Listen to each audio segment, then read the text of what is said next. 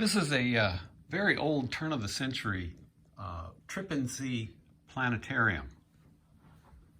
This one features a brass sun, wooden planet Venus, wooden moon, and a globe of the Earth.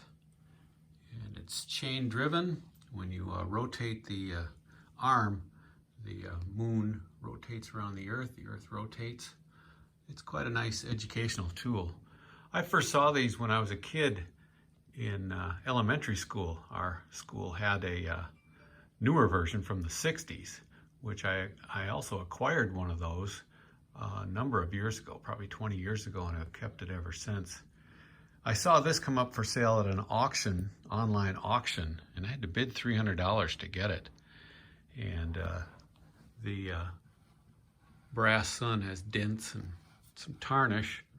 I had to do a little bit of maintenance on this to get it working again. The globe has a little bit of a tear in the paper up here. And I swore I wouldn't let this go for less than $1,000, but when you're having a very slow week in the summer, your mind changes when you get an $800 offer, which I did from a gentleman in Switzerland.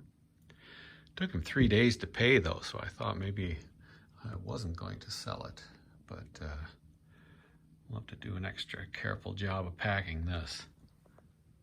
It's got the zodiac names and the months and the seasons on the base. They're really cool instruments. I can't make it go without, well, maybe I can a little bit. As you can see, try to do that one-handed, it's tough. Trip-and-See planetarium. This is an 8-track player. It's a Craig branded 8-track player. It's actually the same thing as a Radio Shack Realistic, just has a little bit different front to it. This one required general service, new belt, and clean up and re-lube, and it works really nice. It's got some great recording features with the pause button and fast forward. And so I priced it high. I priced it at $190. Somebody offered me $100 for it last week, and I didn't even respond to that. Not after the work I put into these. And today or yesterday it sold for full price, and it's going to England. Another nice sale over the weekend. This atomic looking lamp sold. I picked this up last year at a garage sale. Almost walked past it. They just wanted $5 for it. And it didn't have a shade except for the milk glass shade on top. It's got these cool little atomic looking decorations on it. It's got some tarnish, but I happen to have this shade with the starbursts on it that I picked up at an estate sale even longer ago, and just kind of waiting for the right lamp to put it on, and this seemed to be it.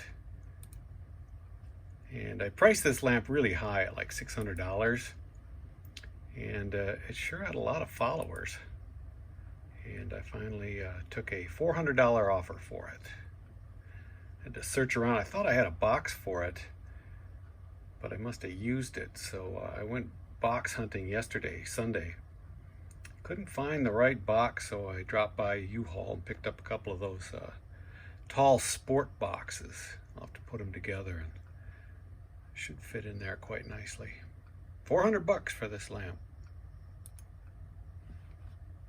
Another box of TDK tapes, cassette tapes.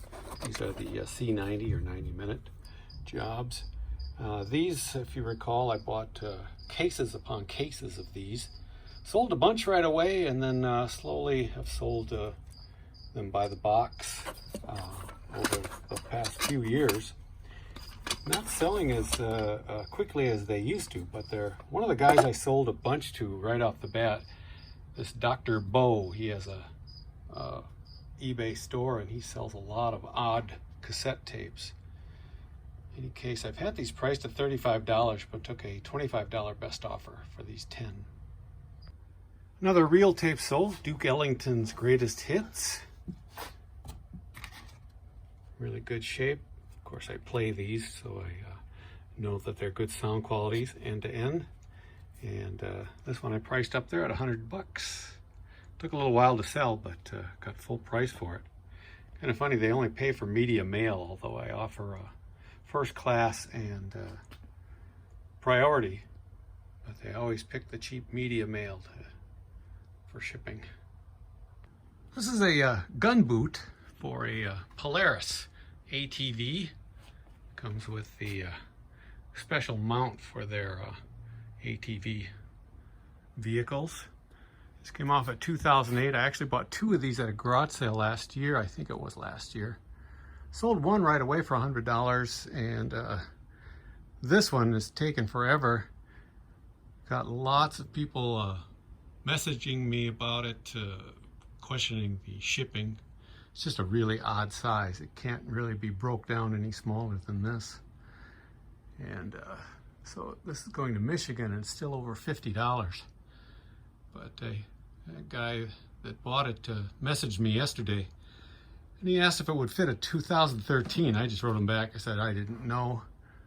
Came off at 2008, and a few minutes later he just bought it, or made me an offer of $75, and I accepted that, and he paid for it right away.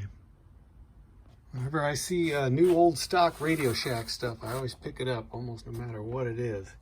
These are headphones. They're mono, so they're used mostly for ham radio operators, or you could plug them into your transistor radio as well, I guess. And these are from the 70s, and they sold for $20. This is why I keep going to garage sales, even if the front of the garage sale is just colorful kids' toys and clothes. I stopped in and I discovered this Yamaha VSS sampling keyboard. I've sold a lot of the Casios, and I know those go for pretty good money, so I was looking into this one, and they wanted $15 for it. I tested it out there at the garage, just plugged it in and hit the demonstration, make sure it sounded okay, all the keys worked, and offered them $10, and they took that. And this was just over the weekend, and put it up for sale right away. Priced it pretty high because there weren't any others up for sale. One had just sold recently for $250. So I priced this one at $390, and printed off a manual for it. And just a few days later, it sold full price, $390. I have a lot of these Johnny Lightning die-cast 1/64 scale cars. This one's a 94 Mustang. This was put out in 2006. This is their calendar cars, featuring models that pretend that they own these cars. And they're pretty tedious to put up. And every now and then I get around and I put a bunch up, and I did this a few weeks ago, and this one went for $13. Last week I sold a Peterbilt hat, and thanks to fellow scavenger Sharon, Eagle Eye Sharon, she spotted that I had shipped the wrong hat in my video. I showed a different hat. Didn't even realize I had 2 Peterbilt hats. But I contacted them right after Sharon told me about that, and they got back to me and said that they really wanted this one. So I'm going to ship this off to them. I don't think I'll bother having them ship the other one back, since I don't have any money into either of them. Thanks again, Sharon. Now I know this is the only Nashville hat with pins I have. And I got I found this over a year ago at a garage sale for 50 cents. I put it up for $30. It's got these nice pins on it, scrambled eggs on the brim. Nice trucker style hat. And I finally got a message from a guy in Australia. Wanted to know if I could, well, he was complaining about the global shipping program. So I know Australia, especially a city like Perth, has got a good postal service. And so I switched up the listing to include first class international for him. And he bought it, 25 bucks. He made an offer of $25 and I accepted it. And then he writes me and says that he used to live in Nashville and now he's a DJ in Perth, Australia. Wants to wear his hat where nobody can see him. Another one of these lineman belts sold. This is a Miller brand made by Honeywell. And I picked up about 5 of these for less than $5 each. And this is probably the best one of the bunch. And it sold for $130.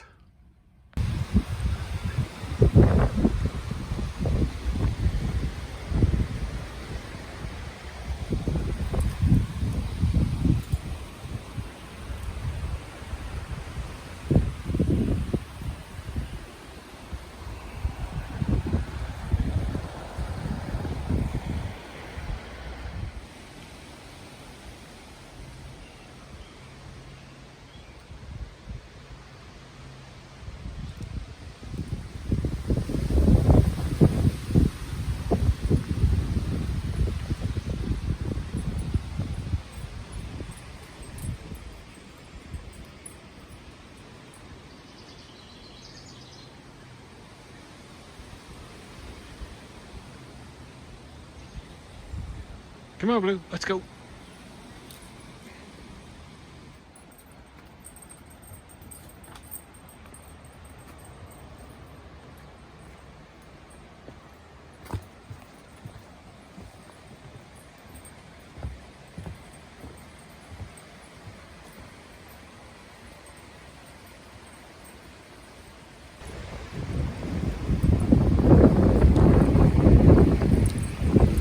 Come on, Blue.